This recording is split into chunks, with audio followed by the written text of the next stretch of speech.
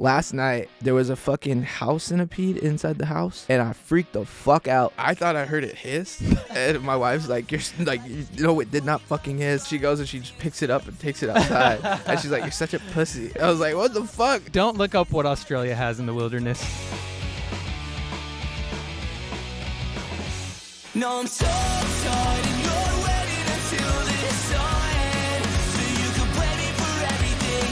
Sometimes your love is alone in your head, and this boy was meant to be. Beautiful.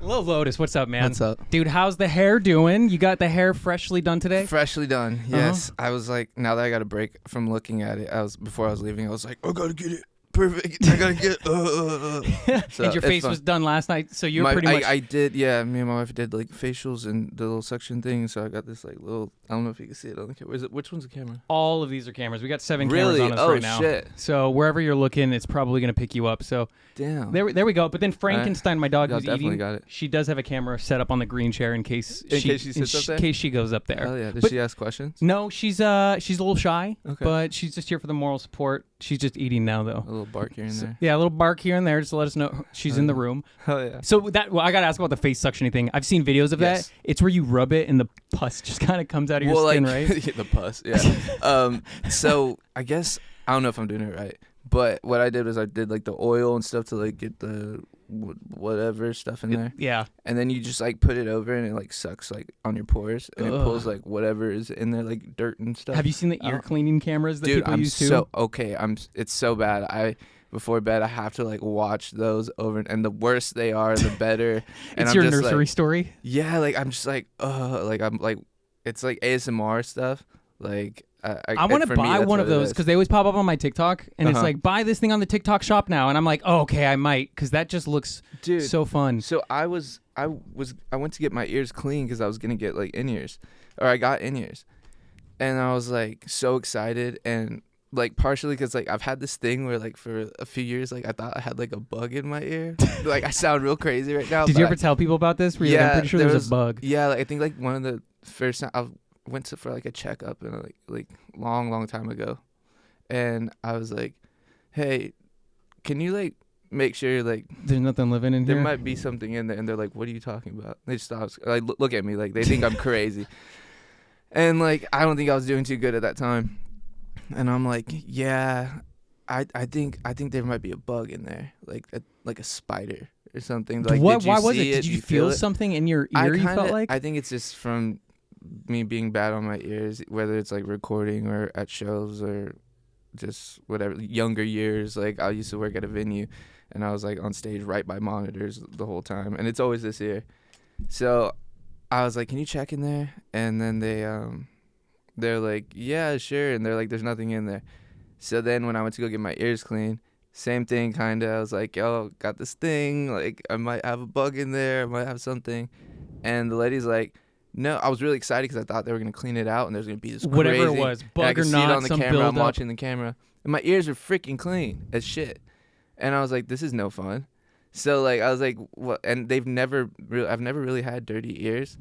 And so I was like, this is no fun. I wanted to get one of those things, but I'm like, there's no point. I'm going to be just scraping skin or something. I would love, because I love Q-tipping my ears. I do too. So that's like one of my eyes favorite roll back. sensations. I know. Yeah. And Or sometimes I'll do it I to my start dogs. coughing. Do you ever cough? Yeah, oh, yeah. It just like, and it catches everything and you, it just hits a nerve. Yeah. Dude, good shit, sensational. man. So let's talk about Lil Lotus music now, I suppose. But I've been listening to your music for quite a while, and I really got onto it back when Error came out, I guess, because I love pop punk. I am a man who loves pop punk. I know that in the SoundCloud days, you were doing some more rap-based stuff. It's really weird because I guess it's what people were considering rap back then, but like what I consider rap, it wasn't rap to me.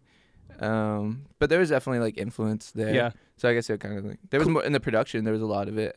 Yes, You know, and I guess like, beats and stuff. Yeah, that's like what I hear, 808s and I'm just like all that stuff. It definitely, the production was there, and like over like the like old like emo screamo band like guitar sample, and then maybe I have like a certain like tone and cadence in my voice, and I'm like. And your voice, by the way, you can do many things with your voice. You are incredibly talented. I like doing a lot of fun stuff. Thank you. And you've been able to explore on the metalcore screamo side as well with If I Die First. Yes. Which I love 2010s metalcore music.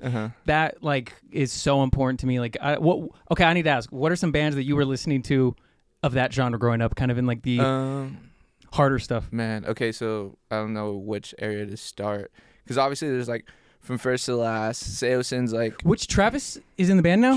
Travis and Derek. Oh, Derek's in it as well? Derek's in it as well. Okay, and so from first to last, one of my favorite bands of all time. Dear Diary is one of the most important albums of my life. Yeah. Every day on guitar upstairs, I'm playing Minuet and Emily just because they're my go-tos. I saw you guys were recording shit there. Yeah, so we had a song that also that's exactly NetArb. NetArb is like the same. It says the exact same thing. Oh yeah, that's his go-tos too.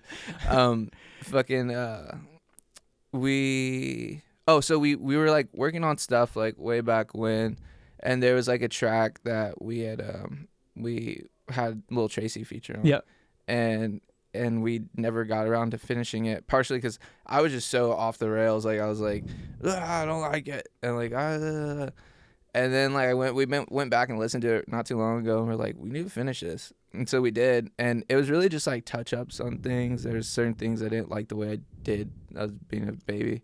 I didn't like the way I did certain things, so I was like, let me just go back and like fix those things, and then Zubin threw some more stuff on there.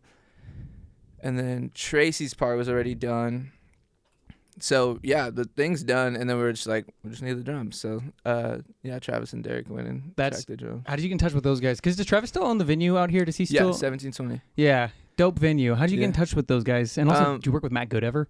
No, but I would love to. Okay, because from first to last, when I saw that you had, I was like, I just want to chat with you about from first to last. I would love to work with Matt Good. I know we have a bunch of like obviously close homies, but you pulled in Derek and Travis. So that happened. We originally started the project. Well, I knew Travis from before because we were like always going to 1720. We were pretty familiar with each other, and then he was like, I think he like mixed a song for me and Zubin, like one of me and Zubin's first songs together, and then we all just started like being friends and stuff. When we showed him the project, we had like 2 members from Ghostmain in the project. So Kel, who recently passed away, RIP, and Nolan, they were both in the project, and we knew that they were gonna have to like prioritize Ghostmain. We didn't expect them to like, if there was conflicting schedules and stuff like that. Yeah, we're like, dude, like we love this and we're all homies, like no hard feelings, but like we're gonna have to figure something out. So we were gonna need a drummer, and Nolan was playing bass, and we're like, Zubin, why don't you just play bass, and then we'll like have Travis play guitar. And so we did that, and which is so sick. When Travis was originally just like mixing things for us, and he's like, I love this. So and he jumped on. Are you guys still doing stuff? I guess the last post I saw actually was that they were recording stuff. They were doing stuff. that. We've talked about like getting back in and like working on new stuff. Nothing's happened yet, other than like we're focusing on that that song. But recently, I also announced another new band. I just can't keep my hands off projects. Wait, what's the latest project? Because now I'm trying to. It's called Hospital. Okay, break down Hospital for me. Hospital is, I guess, like when you think of it more in like the sense of like scory movie, like cinematic-y type stuff. It's very cinematic.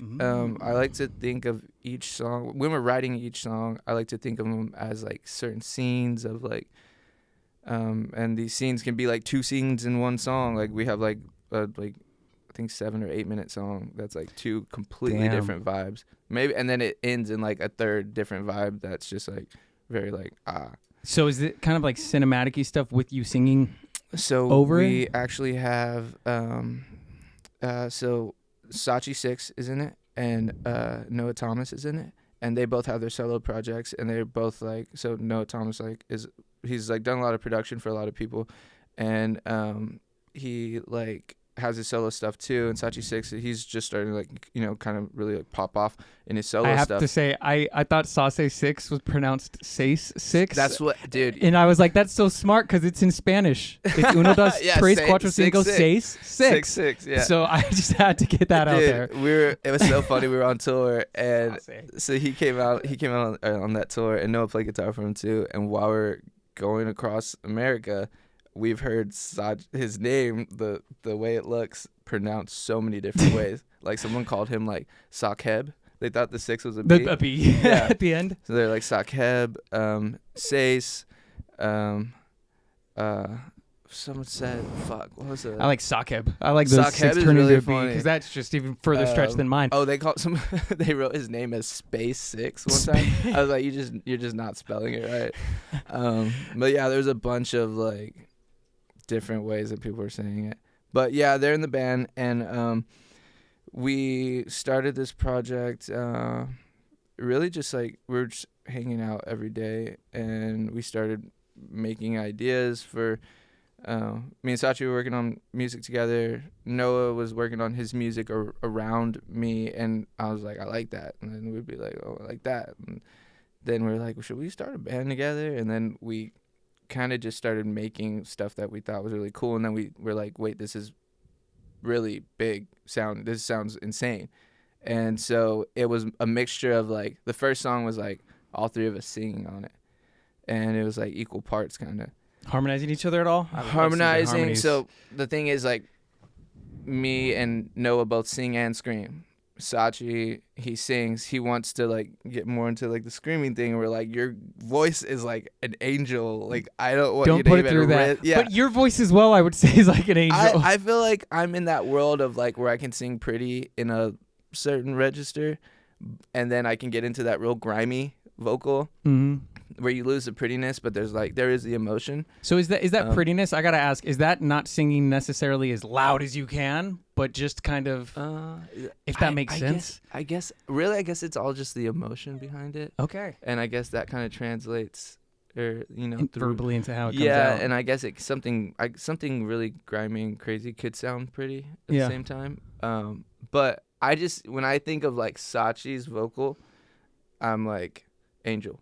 Like Don't scream. Like, yeah, it's like Valhalla. Like, here we are. Like, we're here. It's like that.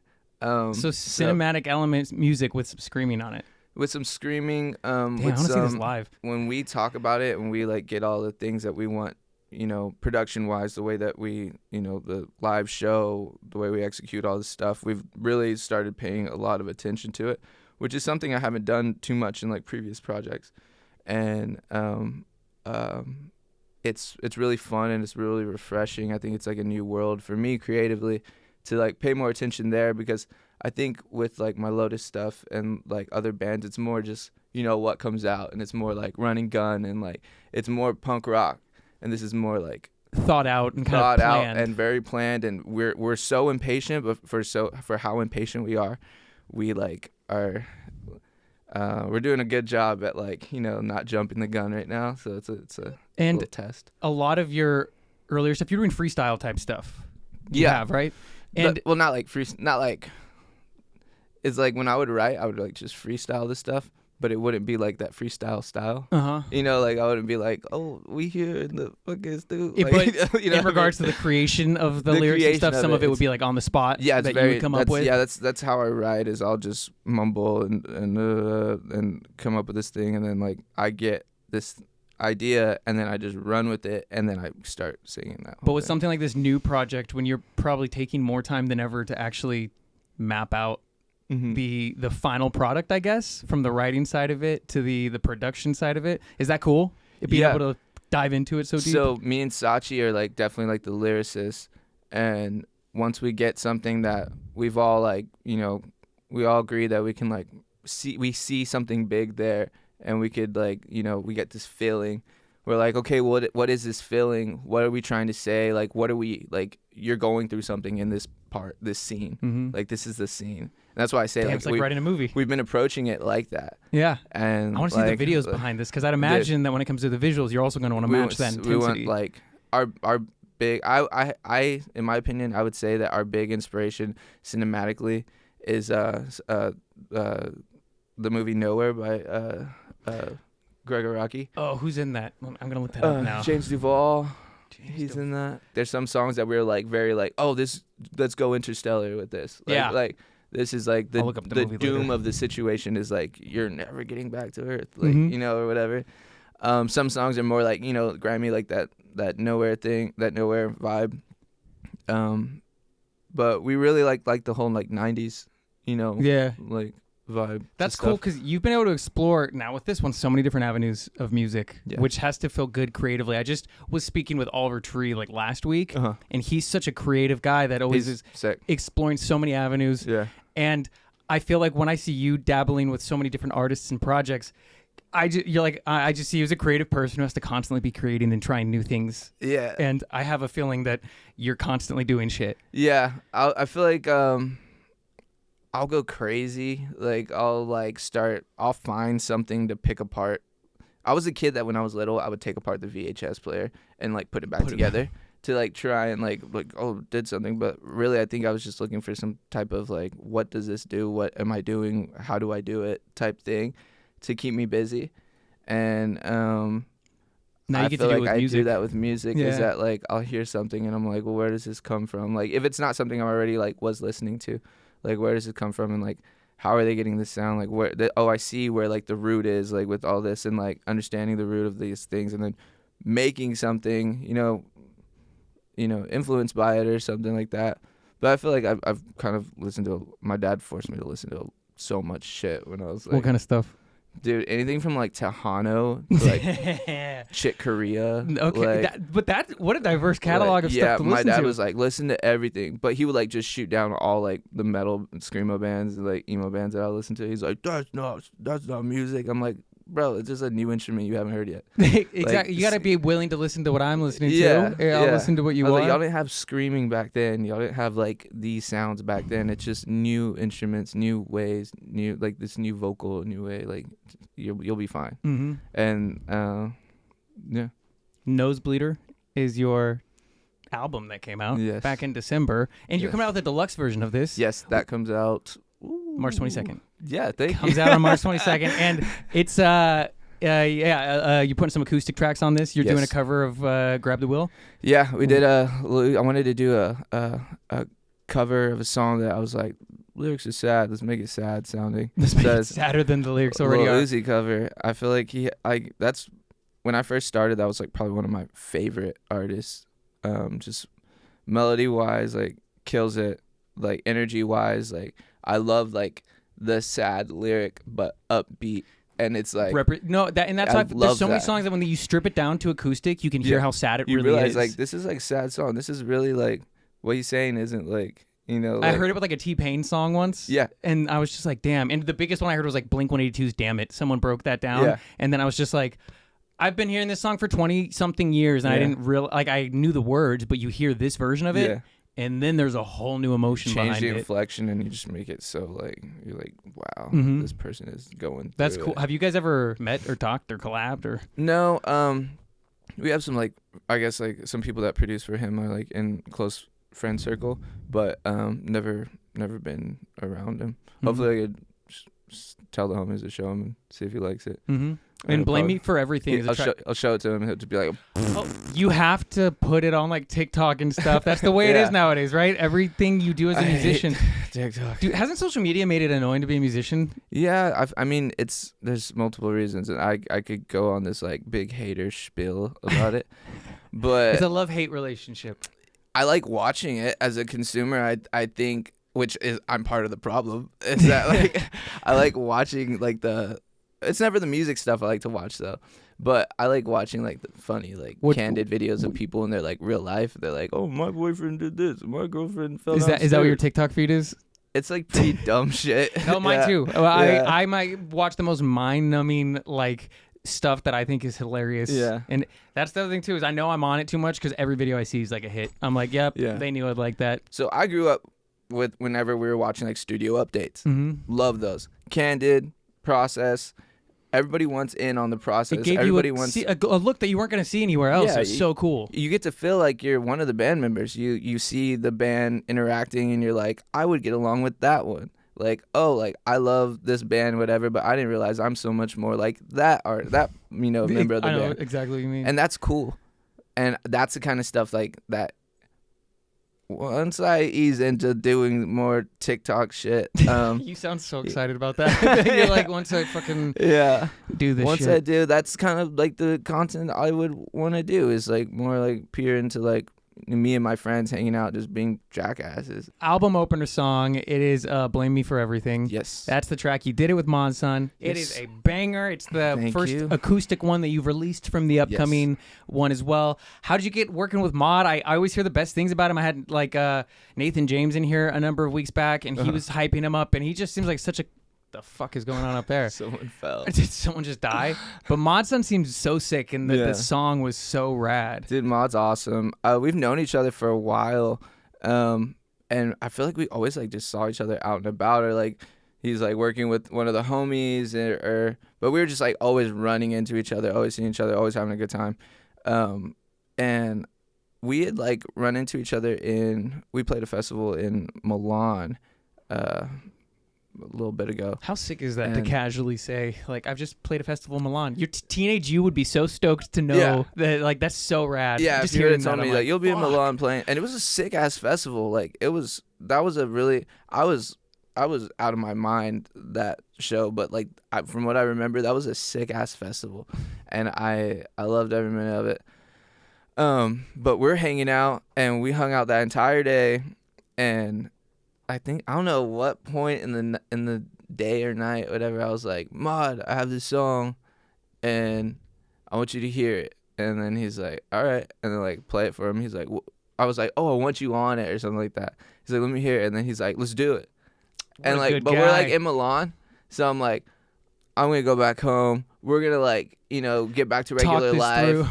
Well, we're gonna get to regular life, and then it's gonna get lost in shuffle. And as everything does. The song was ready to go. I think we had already got the master for it. I'm not sure, but I think the song was ready to go, good to go. We're gonna release it. I'm like calling the label. I'm like, oh well, I think we might have a feature on this. And then they're like, oh well, shit, like who is it? And I tell them, they're like, cool, let's see if we can get it done.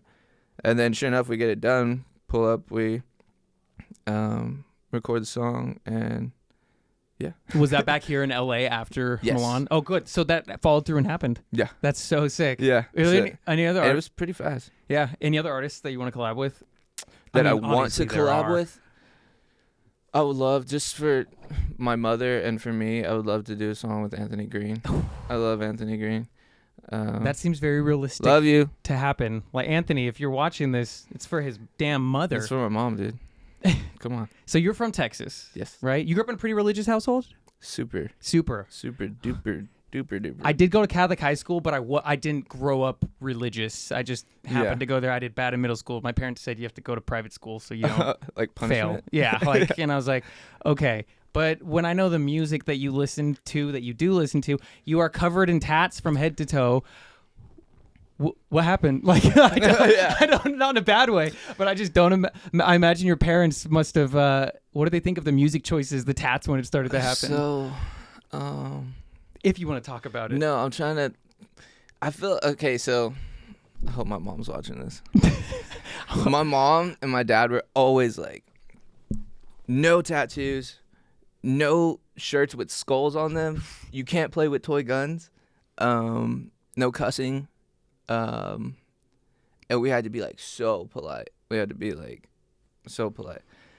And so I was just like, my brother, we were both good kids. We were definitely good kids. And my brother was like he listened for the most part. Like, we would get into trouble. We're kids. We would get into trouble together and stuff like that. But I just always had this like rebellious nature, and to a certain extent, I think it's like healthy for me to be rebellious, but I think there was a lot of me just being a dumb kid that just wanted to be rebellious for the sake of being rebellious, and there's probably a deeper meaning behind that. I don't know, going to therapy about it, but like I was like, therapy's fucking awesome. Yeah, there was like definitely like there's something in me that I just wanted to be completely against the grain, different, but not just because I wanted to be, because that's honestly how I always saw myself. From like a very young age, whenever I knew about tattoos, I was like, like eyes light up, and my dad's like, no, like, Shut that down, son. You could see it in my face. Like I'm like, I'm gonna be covered in I'm gonna have tattoos. Like just wait till I get older. Like, and I was always a kid that would like, I'm gonna run away, pack my bag, and I'd like walk up the street, and then I realized like, oh, don't got no bread. Damn, I got like, nowhere to go. There goes my dad's van coming down the street. I'm gonna get my ass beat. Like I gotta go back. So yeah, they would try to shut that shit down like really pretty quickly. But I would always do stuff like secretly. Like I remember I went to like a Paramore concert, and it was a Riot tour. Would your parents have been in that religious household, like don't listen to Paramore because they're not religious, or No, were they I like think that, they liked Paramore. There was no screaming. To be and fair, it was, how could you not? Dude, yeah, you have show to it to be anybody. like, I don't care what your like, beliefs are. You're gonna pretty evil worship to not that like suddenly. Paramore. Yeah, yeah.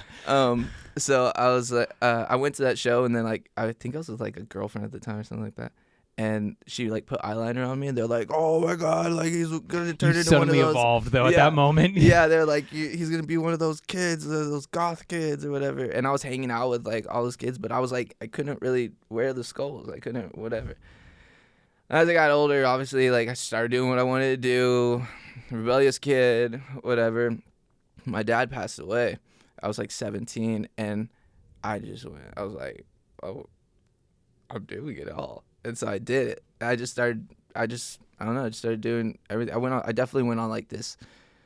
I was like living in my car for like I forget how long. I was like popping into the house, like living in my car, staying at friends' houses, going down the street and like parking and like sleep there, and just tell my mom like, oh, I'm gonna go stay at my friend's house for a week or whatever.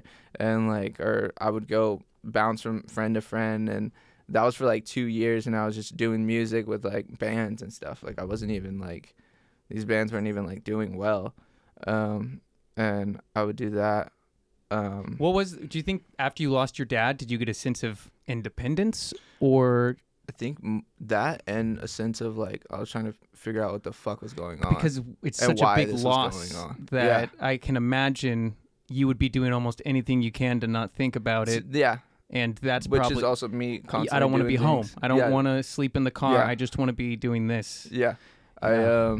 I definitely was, I think it was my way of also feeling like I hadn't been able to be myself for so long, and I knew that's who I was. I've always known, like I've been very independent since I was little. I've been very self-aware since I was really little, and I was like, this is what I want to do. This is what I'm gonna do. This is like how I can do it. I need my parents to help me make that happen. And my parents were like, the safe route, like go to college. Yes, and I think that's marry a nice, Christian girl. get a and job, go to yeah. school, get a university. And I think Yeah. people who don't have maybe a creative itch and tick to them, Yeah. they don't understand that like when you hear this and that, and your mind is racing towards creativity, and you're like, but I want to be making music, or I want to Yeah. be doing this or that. Yeah. I think it's hard to wrap your head around unless it's in your Yeah. blood that you're just somehow different. Yeah, I think it's just like people are scared. That's Like, a big thing, and if I think a lot are of people. scared. There's the less risk, the better. Mhm. The this and that. I know I can do this and live a whatever life, but like for me, I was like, nah, like I don't want that. Like if I know I can have that, then like, cool, let that be my fallback. Like if I know like I could get a job doing this, whatever, that'll be my fallback. But I'm gonna take the fucking risk, and I'm gonna go head first into something I truly feel like is fulfilling to me, and I believe in, and I believe in myself, and I know I'm capable of, and like no one can tell me different. Why would you stop such a strong, powerful nature, to like just to be safe, just to say like I have exactly what everyone else has? Like I don't want that. And that's like how I was as a kid. Like I even like recently, like I've like talked to my mom, and I remember I pitched this whole idea of like, let me drop out of school. Let me drop out of school. I'll do online. Buy me a computer. This is all the software that I need. This is all I need. I can create the songs, do all this and that. This will get me enough, whatever. Put this music on MySpace. Start doing all this and that, and start getting, traction. And then like by the time I'm this old, like everyone's graduating, I have somewhat of the beginning of a career. And You're literally starting to build up. a resume for yourself at that point. Yeah. And my mom's like, no, you're not doing that. Like, she wanted to say, I'm not, like, she was terrified to let me drop out of high school. And I was like a crazy kid too. So it's like with my extra time, I would probably be off like just getting high with my friends. So did you graduate high school or no? I did. Okay. Yeah. I was in jail for my graduation. Well, what a way to celebrate. I hope it was a good party that led up to that. I got out and then I like had to go to high school to like pick up my diploma. That's kind of epic, though. It was pretty cool. Very fitting for the life of a rock star lifestyle after that. Yeah, in typical rock star form. Your birthday's on Friday? Is that right? It is on Friday, Dude, yeah. You're going to be 30 years old. A new decade in life. Yeah, I'm not too... So I hate birthdays. Like, I've always hated birthdays. I'm going to plan you the biggest fucking surprise party you have ever seen, dog. Dude, Saji is like trying to do this thing where this party where it's like us two together and where it's our joint birthday party because his birthday's on the 4th. And, nice. So, and then I think one of our other homies is like on the 3rd. And we were like, at first it sounded like a good idea, like when I'm in good spirits and I'm like, yeah, like hang out with my friends. And the closer it gets to it, I'm like, I hate birthdays. My mom has like photos of me all these birthdays of them singing happy birthday to me, and You're my just hands sitting are there on my head, and I'm just staring down at the cake, and I'm just like, make it stop. Like I hate birthdays. I like intimate things. Like I like, hang out at the park with my friends, or like go to have all my friends come over. Yeah, and be more like, of a let's just have this as a reason to hang at my spot. I'm hanging out at my house all day. Y'all know where I live. Pull up. You want to drop off some banana pudding? Anybody? Y'all know where I live. I love banana pudding. Shout out banana pudding. You guys hear that? Pudding. Favorite. Bring it to him on tour. Straight from Texas. I need to probably go to Texas and try out some of the food stuff out there. Go to Terry Black's. Terry Black's. Which city is that in? That is in Deep Ellum, like right by downtown Dallas.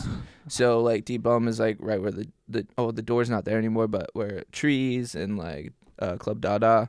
Are these legendary spots? I know the area is so little. They're like big venues out there. So okay. that's where like a lot of the shows like up and coming names have come through there, I'm sure. Yeah, definitely. And I used to work down there. I used to work at the Door Dallas and like sort of the ear damage. And I hope you protect your ears now, by the way. Because I spent my 20s going to fucking shows without protecting my ears, and luckily I don't have like tinnitus or anything. Yeah. But now, even if I'm at a loud bar on my key ring at all times, I have like those little plastic acoustic earplugs. Yeah. I try to whenever I notice it's really loud, but if at any point I'm on stage and I'm like doing that thing, I'm deaf. Easier said than done. I'm gone deaf. Yeah. But as you reflect now, though, on your 20s, you're getting ready to enter 30. How was the last decade of your life, man? I feel like you really established a career because I've seen your name and face in songs so much, not by me searching for it, but just because you've become a known musician. Yeah. I guess I still feel like I'm like fighting to get my name out there. I'm sure it's always going to be that way. But also, I guess like as with when you have like such crazy goals and ambitions, like you'll never feel like you ever get that satisfaction? Yeah, never really. No, I could be playing and I've done some fun shit, and it's never enough. But it's part of the chase. But how does looking back on the past, the 20s are done now? How do you feel they were spent? So, oh man, like I was like I had a son. I fucking moved to LA. I moved back to Texas. I got sober twice. This is my second time being sober. Congrats. I'm happy to hear that. Thank you. I like in that time I was living so fast. There was just like a lot of like figuring out, like I guess still on that journey of like how I said whenever like my dad passed, like I was, trying to figure out who I was, and I was doing that in such a violent, sporadic, crazy, all over the place way, and living very loosely, and like there's no ties to anything, and anything can happen, and I just have me and myself, and that's it. And I started like developing relationships where like these things matter more, and I just started growing these attachments to life. Mm-hmm. Like I think for a long time I just was so just in my own world of, this is what I'm dealing with. My life is what I'm going through. And I think like I've like grown a lot in like definitely the past decade. But even like more so recently, I think has been like a really beautiful time for me. I have to say, out of all the time that I've out of the entire 10 years, I think that this year specifically has been really special. So 30 kind of is pretty sick. See? And that's good. It's good but to I'm know. still not going to hang out. But that birthday I'm party still is staying. not I will happening. be at home. I think that your 20s are a great moment for growth and experiences, and in your 30s, because I'm 32 now, and I like to feel I'm my most mature self, like the most understanding of my like world and surroundings. So that's good, and I'm glad to see that you did end up taking the path of doing what you wanted to do and not the safe path. Yeah. You would have been a teacher right now or something. Oh, but I would not have made it to 30. I would have probably been like just blowing my brains out. Honestly, I'd be like, this is life. I like the ups and downs. I like the craziness. I like the hustle and the unpredictability and just the constant chase like, of going after shit that like that's you how love. I am with like friends. Like even with friends, like I love those friends that I like. We're fighting, but we're not fighting. We're having fun and we're like chasing each other around and just being fucking crazy. And like sometimes my friends are really going through it and they really fucking need me. And like I don't want like a friend that like is just like they're always good. Like they're always whatever. Like you don't. You know, you're not really going. There's no like. There's no layers to it. You want layers. You want to know the highs, the lows. Yeah, I want to know about you. I want to be part of your life. I want you to be part of my life. Like, and it's. What was I saying? About your 20s and 30s and growing and music and where were we? Now I need to fucking. I'm like having this deep ass thought about like. Wait, let me get back on track with that. Talking about having friends. This happens all the time. Talking about having friends and opening up to friends. Is that what we were talking about? Sounded so good. Oh my God. Let me backtrack really quick. Well, if it's gonna love this, I do this like all the fucking time. This thing's gonna be edited, and no one's gonna have any idea this moment happened. I need a version of this. No, I don't even want it because I'm gonna look like, why wasn't I on top of what he was saying? But your 30s. Oh, you decided to do that thing. You went after music. You didn't blow your brains out. And then where the fuck did we start talking about people? We were talking about. Imagine if I would have gone down the path. Safe way. Yes. I would have blown my brains out. And then I started talking about friends. Where did the friends come into play? I think I was talking about like my attachments in like life, like the growth in the past decade, the different attachments it's given you, the fucking friends. I'm confused. All that I know is I agree. It's great to have friendships that are not just on a single level. Yeah. And being able to dive to the highs and lows. That was so deep. We forgot what the initial question was. We're so deep. That was funny. God damn. Oh, yeah. How did your mom react when you got a tattoo? Funny thing is, why did I start this sentence like? Okay, it's funny the way she reacted. That's even worse. So when I first got my first tattoo, she didn't know about it. And where was it? What was it? I was over here. I had this like weird tribal thing. Okay. And now it's like covered up. But I had this like weird tribal thing, and then I got my ankle. Oh damn it! Well, it's like down here, my ankle, and then I got this thing on my foot, and then I got this pretty hidden spots. They're both like blackout pieces. It's like weird. Like one looks like an alien symbol, and one's like a Triforce covering my entire foot, which I don't know why. You a Zelda fan? No. Well, I don't know why either. See, I was living pretty crazy. Man. And there's a tooth inside of the Triforce. I don't know why. The iconic Zelda tooth. We all know it. So I got and I on my ankle was a dream catcher that me and my brother both had, and so he was younger than me, and I just like talked him into getting it, and I was like, Mom won't know, like it's on your ankle, like. I think we were like 16. Oh, so you were getting tatted young. 16 or 15 and 16 or 16 and 17, one of the two. And we're like we both have this like brother's tattoo, and so she didn't know about any of them, and then I think like a year into it, I was like, do you know that this entire time I've had a tattoo? Like once I got comfortable, like I was like, I don't care whether she finds out or not. It's like, there. And I had just like started like stretching my ears. My mom cried when I started stretching my ears. I ordered like on Amazon a stretching kit. She just had to watch slowly. Dude, she cried and she hid them from me and my brother. And me and my brother were like fighting back, like laughter. But we're like, Mom, you have to give us the thing that we bought. Like, you have to give us our things. Like, it's just our ears. And she's like, no. My body. She's like, she's like, I made you. So she starts like shaking in fear, like no, and then finally she gives it to us, and she's like, "And don't go any bigger." I think it was like to like 00. I remember my mom. I convinced her to let me get my lips pierced, and like and she came to the shop with me to do it, and then she was like, "No tattoos, no this, no that." I always told her I wouldn't. Actually, you know what? The first thing I did, I was probably like 13 or 12, and I went to like vacation Bible school, and I pierced my ears in the. I have a feeling those camp counselors didn't like you. Dude, they loved us. And, like, I think one of them knew about it and was, like, just, like, And they were, like, you know, like, college kids that were, like, watching us, you know. Yeah, I went to a Christian camp once when I was in they're always college grade. kids. They're, like, young. And so, like, they're kind of, like, just, like, this kid's crazy. And they probably acted like they didn't know or something. But I don't really remember what happened. But I know that I think they did know. And because I was walking around with a safety pin in my ear all day. And then I was like, okay, I'm going to. Oh, it was because my cousin came with me, and he was, like, crazy. Oh, no one will egg you on more than a cousin. Dude, yeah. And he's, like, an out-of-town cousin that was staying with us for the summer. So, like, he just goes back home to his shit. He got to come to camp with you? Yeah, he was like, it was funny. He liked, like, rock shit, but he was super thugged out. Like, super, super. It was so funny. Thugged rocker. Dude, it was so funny. Like, and his brother was, like, super, super rocker. Like, just played nothing. He's the one that started teaching us guitar, me and my brother. Actually. Nice. So were you learning metally stuff to begin with? Which, oh yeah. By the way, there were so many metalcore bands that were like Christian, like Under Oath, Devil Wears Prada. Yeah. They had religious songs. Yeah. So if your mom ever had issues with that, I would have been like, "Mother, they're singing about God." That's exactly what we would do. My mom would like, we had the option to like stay in the car or go inside the grocery store with her, and I would like stay in the car every time. She's like, "What are you doing here?" I'm like, "I'm screaming." I would be like screaming to like Devil Wears Prada, and I'm like just screaming Reptar, Lord of the Ozone. Nice. By the way, Devil Wears Prada is one of my favorite bands of all time. Hell yeah. So Roots Above and Branches Below, and Plagues. That Zombie some of my EP. favorite. Oh yeah, and Zombie EP was incredible because I'm a huge zombie guy. They're everywhere. And that was peak my obsession with Devil Wears Prada when that dropped.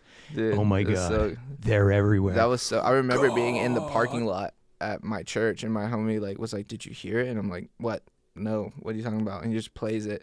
Like the shotgun blast. Oh, and that everything. was so cinematic because that EP is brought sick. together song by song. And I remember they were on the Back to the Roots tour with Miss May I, and they came to Reno where I was, and it was just when Outnumbered dropped because it was the first single off of Zombie, and I knew every word because I was so excited. News broadcast. Yes, yeah. It was a full little story. It was a pretty little cinematic EP. I loved it. I was like, this is so cool. Yeah. Oh, do it. Oh God, I can. And don't make me start on Roots Above and Branches Below. Oh yeah, I can air drum that perfect. I had this fucking Devil Wears Prada shirt. I'm pretty sure I had from until like. Was it an old one? It was an old one, and it was like the fucking bleached one with the fucking roots. It was like the logo. It was almost like it was black, and it was like bleached design over it, and it was like the roots, like and like this. I'm pretty sure that's how I remember. Was it that era, the Roots Above Branches Below era? I think it was. Because that makes more. It makes sense that it would be that. But I remember never seen it anywhere. Colorful and cartoony back then. Oh yeah, it wasn't even one of those. I didn't even when I got it, I didn't even realize. I was like, this looks sick, and then I was like, oh, it's Devil Wears Prada. Where did you find it? I don't know. I wonder if it was a one of a kind thing. I feel like it had to have been. It had to. Oh, you know what it is? What it was? My cousin. It was a hand-me-down. And I was like, this is a cool shirt. And he gave it, he like, These it was from the days of Dear Love, A Beautiful Discord. Remember hand-me-downs? That was crazy. That's some of the best clothes. I would get like hand-me-downs from my cousins, and like they were into like certain, like different bands like that. And they had to be Christian because like my aunt and uncle were like super, super, super Christian. And they like took them out of school because like the teacher asked them to draw religious. a witch. Are you religious at all? No. I would say that I believe like the whole spirituality thing. I've come to find a lot more people side with that nowadays. Is the spiritual it's side more open. Like there's more like I don't like putting a name. I don't believe that any man, woman, or child has any of the knowledge to tell us like what is greater than us, you know. And I think that only comes from you know our own experiences and.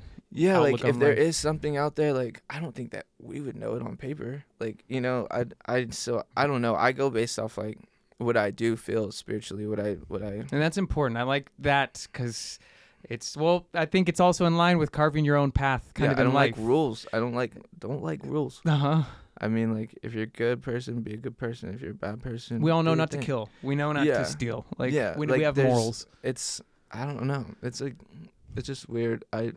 but I try not to like make it too much of like, oh, I'm so spiritual. Yeah, I know. You know? Yeah, just That's live your another life. thing is like because there's like a whole other part of that becomes like there still becomes rules and like these whatever. But I do believe like there's something out there, and one day I will either meet my maker and we'll have all the answers and whatever, and or not. Like yeah, like I've had people like that I know say that they died on the table and they saw nothing, and they were gone for a while and they're like there was nothing, there was no one. And then I've had people that, you know, they went somewhere and they tumbled back in, like, and they tumbled back into their body, and like the story is that they were saved, you know, like, you know, resuscitated and like whatever, or, you know, that. And so I'm like, it's different for everybody. Like I don't know. Oh, but one day I will. No, I think it's good to be able to kind of personalize it and really base it off of your own like energy in the way that you do feel things. Because good old religion. Yeah, no, I had so much of that. That shit's scary. So I guess back to some music stuff. Yeah. You have Australia tour coming up, right? Yes. So I love Australia. I have an Australian citizenship. My dad's from there, so I grew up going down there. Have you been there much? I've never been. Oh, I hope you're ready to get murdered by spiders, my friend. Do not tell me that, because, dude, I am not. Okay, last night, there was a fucking house centipede inside the house, and I freaked the fuck out. And, like, that's how people get to work in Australia. They're so big, they ride them to work there. Oh my god, that's the subway system is centipedes. Dude, it was so fucking. It was like I was sitting on the floor and I look over, which is even more fucked up that I was sitting on the floor and this motherfucker just like I see something running across and I like was thinking spider, and I go up to it and it's like a fucking. That's not 8 legs. That's 1,000 legs. Snake spider, and like I was like, what the fuck is this? And then. My wife was like, just pick it up, throw it outside, put it outside, don't hurt it. I was like, pick it up. Like, you do it. I was like, no, fuck that. And then like I thought I heard it hiss. And my wife's like, you're like, no, it did not fucking hiss. Like it didn't hiss. And then I go and get the dustpan and try and scoop it, and it comes towards me. And so I just throw myself back and I freak out. You jump behind the lady. Yeah. She goes and she just picks it up and takes it outside. And she's like, "You're such a pussy." I was like, "What the fuck? It's a fucking." Don't look up what Australia has in the wilderness. I've seen some things, and so Ocean Sleeper vocalist, I was talking to him. I was like, I don't like spiders. I don't like snakes. I don't like sharks. I'm cool with scorpions. I think scorpions are sick. Sure. I did wake up once. I'm from Nevada. I woke up once. I jumped awake. I was sleeping on my floor at home, and there was a scorpion at my foot that had just stung me awake. A fucking scorpion. But I was okay. Sharks, though, terrifying. No, dude. I always say this, and this I will live by this. I'll die by this. If I am in the water. I just don't go in because of sharks, by the way. Yeah, I truly just don't go in. So I really don't want to go in, but if I can see in the water, like I might go in there. And back when I used to like drink, I would go in the water. Like that's probably, as of May, I'm a year of not drinking. I've cut drinking out for me, but I assure you, if I were wasted one night having fun, did you see the video of the kid that was drunk and he jumped in the water and got killed by sharks? Oh wait, I think I did see this video. Everyone's just recording it. Yeah, it's wild. But as for sharks, though, if you were in the water. A shark comes up. Is that where you were going with this? So, yes. I've always said this. If I'm in the water, if I go deep sea swimming, any of that shit, I need a gun. And I need this gun not to harm the shark. To kill myself? If I see this shark coming after me, I am not risking the chance of getting mushed up, chomped up. I'm just going. Oh. Like, man. That thing is so strong. I can't fight it. And I don't even know where its fucking brain is.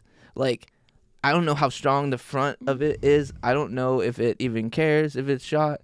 I'm not. Does a gun work underwater? I think I saw Mythbusters once where they tried to shoot it under. Obviously not, but like a spear gun, like or something. Yeah. You know, like you're gonna spear gun your skull. But I'm just, or I'll just like swim back to the boat. Like once you're on the boat, I could have got on the boat. Oh my God, Lotus! Something underwater gun, underwater gun. Bringing water gun to a whole new meaning. Something like that. Just something to or a little pill. The fucking Sharks scare the fuck out of me. I'm not even going in the water because them. I'm going on a Disney cruise next year with my family, and I'm already stressing about that because now I'm like, what if we Titanic? What if we fucking? I'm scared. Have you seen Poseidon? No, I don't. It's one of those things. I'm like, I don't need to know what could happen in a Hollywood movie. Yeah. But so now I'm gonna go on this cruise, probably die and get eaten by sharks, and then people are gonna repost this clip and say, "Oh my God, he predicted his own death." Fuck you, sharks. You get my voice crack. I'm so scared.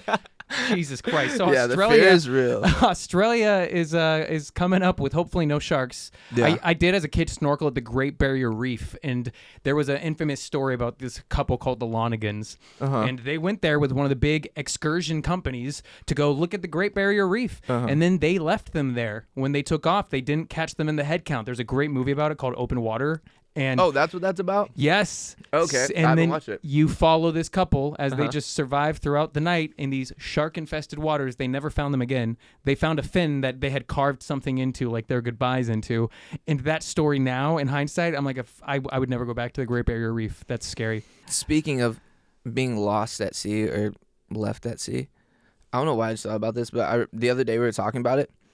That burial when I get buried, when I die, I think it'd be really sick to have like the water burial type thing. Is that where do they just set you out at sea, or do they burn you at sea? I saw it. No, not that one. Because that one's pretty sick to That me. one's pretty like Viking like metal type cool. Like that'd blast be cool some too. Devil Wears Prada. They as like it fucking... they like throw you take you out there, and then you're like covered in like kerosene or something, and then they do the bows, and then they. You've never made me want to die so badly. Yeah. Well, the way that I was thinking, like, do you ever see the video where they did the Osama? Was it Osama? Or Yeah, Hussein? they And put him out at sea. They threw him out at sea. Yeah. That's cool. Didn't If they? I'm Wasn't already it the dead, I back of a don't massive mind. Navy ship? Yeah, and then I they think it just... was either a ship or a helicopter. Okay. Or something like that. Maybe I'm thinking of Scarface, the helicopter. But Scarface is one of my favorite movies of all time. Dude. The World Is Yours, tattooed on my Hell arm right yeah. here because of Scarface. And everybody live your life. The world is yours. As we were saying, that's why. Oh, by the way, so as we were talking about not living the normal life and path, Yeah. that's why I fucking love that phrase from Scarface. Yeah. Because the world really is yours. So make it On a blimp. what you want it to be. On a blimp, yeah. On a blimp. Yeah. But back to the whatever we were saying. Oh yeah, water burial. I think that would be really cool. All right. It's like, cause I don't care. Like after I'm gone, I don't care. Like, I don't want to like a plot, like where people go and visit No, me. and that's Like, why I I'd think like a that, statue. But I think more importantly, someone like you're creating a body of work that's gonna far outlive you, which is honestly really sick. Yeah, that is crazy. Because hundreds of years after we die, some new generation could fucking stumble across Body Bag and just be like, oh fuck, what's that? Oh, this Lil Lotus guy, he was in the year 2020, dude. And I blow up. Yeah, and then you blow up again and you never get to see the My son's just rich as fuck. There's this documentary called Searching for Sugar Man, and it's this artist in the 60s. He created CDs. His career never took off. So he went to go live his normal life, and he became this old man. Little did he know, like in Asia somewhere, in this small massive community that really didn't have much access to music and stuff on the outside world, his music had blown up there. That's like crazy. He became a legend there, and people lie. Like they created these stories about what had happened to him. They thought he died, that he was a crazy bank robber, but then they found him. And it's like at 70 years old, he flew to that place and played like a sold out stadium show, which he had never been able to do because he never Holy became a shit. successful artist. And so still every few years he flies back there because he's a fucking legend there.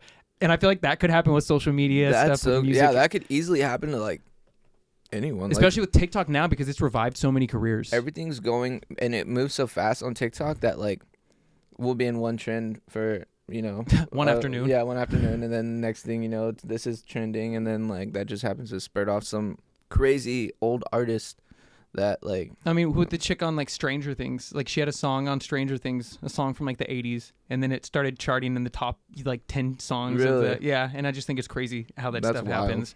So what's coming up next for you after Australia? I know you're coming out with the deluxe edition that has Deluxe. 4 of the songs, I think. So it's 3 of the Nosebleeder songs, and then the Uzi cover. Which was a stacked album to begin with because that was 14 songs initially. I didn't know it was. Which is amazing because Yeah. now it's. I think kind of like what we were saying earlier, when you strip down stuff, like with the Uzi song, it adds a new fucking life to it of sadness. So that's what it is. It's 3 of your songs that are acoustic. Yeah. 3 songs from that acoustic, and then the Uzi cover. And I'm already starting the new album. I've already, we've got some songs. And I'm just like we said, I just like have to keep going. And then, possibly some new If I First stuff. I don't see. Please, my dream is to I just want to sit down with Travis and play Minuet together. Yeah. I just want to sit down with him or Emily because I know them both perfectly. I could do it with my eyes shut. Travis, get this guy. Yeah, come on. Maybe we can get Sonny in on this. One of my favorite things to happen in music was Sonny becoming Skrillex.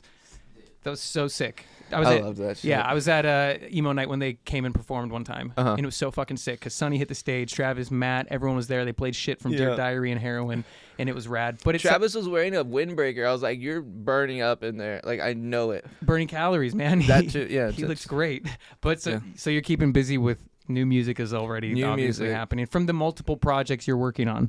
Yeah. Yeah. New music. And as you get ready to. Frankie, can you stop? Holy shit. Chill. Go up in the other chair. Get down. Get down.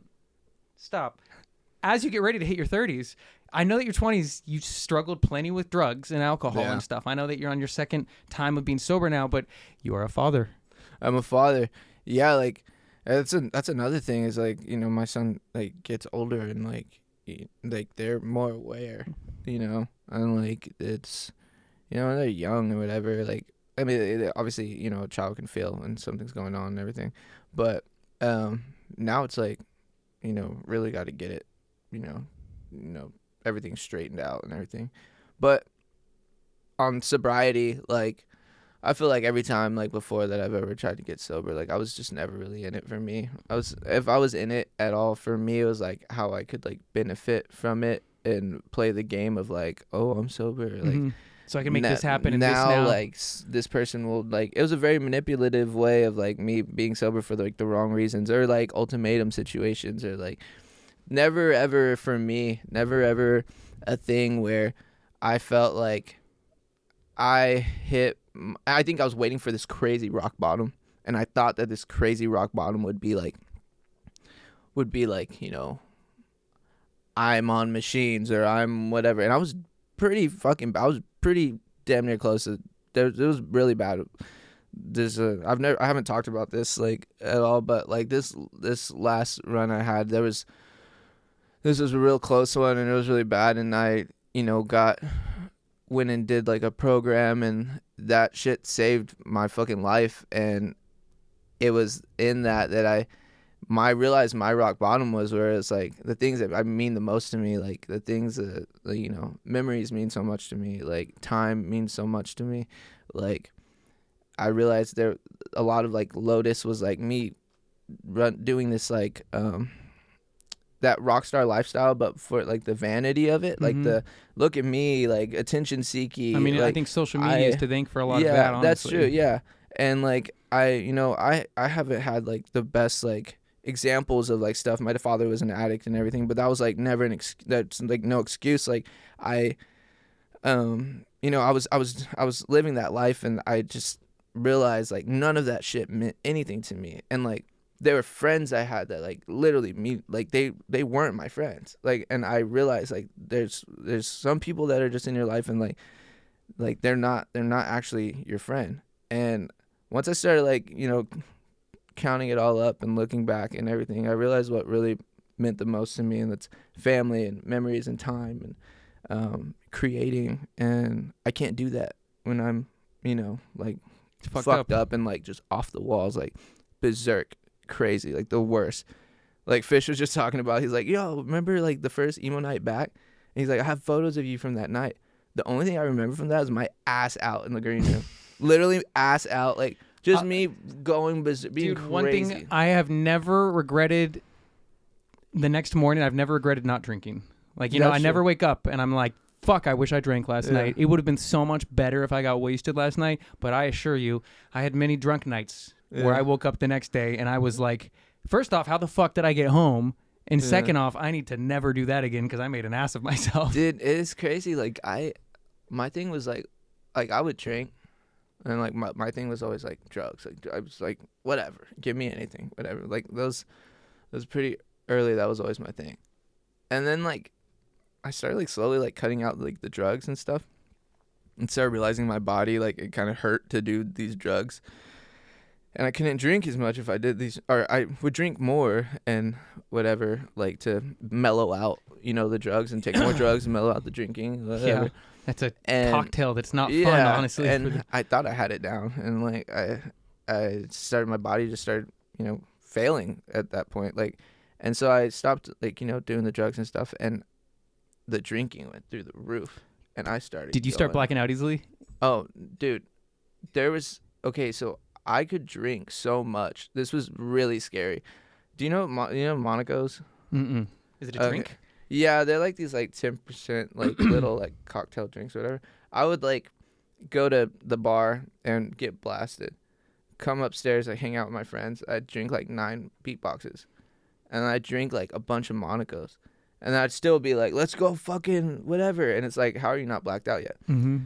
But then like you have like one extra drink, and it was like I was skipping the drunk or the buzzing and all that stuff. I would just go straight to like just being belligerent, but I wasn't blacked out. Hitting it all. And it's just one little drink could like send it right over, and then I was blackout. But it took so much to get me to blackout. And then it was just like, oh well, he might be good. Like he's still drinking, and it was nonstop. Like I wasn't sleeping, I wasn't eating, I wasn't. And I think that's making sense. Sometimes it takes those lowest of lows and those near death moments. Honestly, that's where I'm like, you're 30. This is a new fucking chapter where I think going through those moments, going through addiction and like any of those bad parts from your past, being able to now look back and see that those were bad moments and see that maybe you've surrounded yourself with people who don't have your best intentions in mind. I think that it's so good to be able to look back now and see that, because if that wasn't the case, you'd either be dead or you would just still be in such not a good space for yourself. And it seems like the most important thing that you found, which I love, is you're a father and you found the importance of family. You yourself lost your father. That's another thing. Like it's like just repeating the cycle. Mm-hmm. And that would be a nightmare. And for a little bit it was going that way. But now it does like, on a positive note, it does feel like I've got my life back. Like I'm starting to find these things that like from my childhood that I always loved, that I took away from myself by like prioritizing something else, and like thinking that this was like making me who I really was. But who I really was just like that same little kid that just wanted to, you know, make cool shit. Mom, please, like, give me this laptop so I can just make music. That's all I want to do. Lock myself in my room, make music. Mm-hmm. Like, that's it's all easy I to wanted get to do. distracted and addicted along the way. Yeah. But when you strip it back down, and I'm sure that being around family has allowed you to even remember those important things from your past of just being you. So that's rad. It seems like this year is going to be a good year for you. 2024. I can't believe it's 2024 already. Jesus Christ. But 2024, new decade in life, fresh, sober, fresh music is on the way. So it's looking good, man. Anything else? Or I feel like we've covered a good chunk of stuff. I feel like we have. Yeah. Thanks for stopping by. Dude, and it's fun. Nosebleeder is fucking great. Thank you. I love the pop punk side of anything. So being able to see you introduce any of that into other stuff you're doing, I just think it's cool as shit. I would love for you to come by for a session sometime. That'd an be acoustic sick. one. Yeah. But it's great that you're doing well, that the music is getting ready to send you to Australia. Hell yeah. So thanks for stopping by. Yeah. Woo! Hopefully I don't get eaten up by a shark. Oh my God, if you do, I'm playing that clip right there.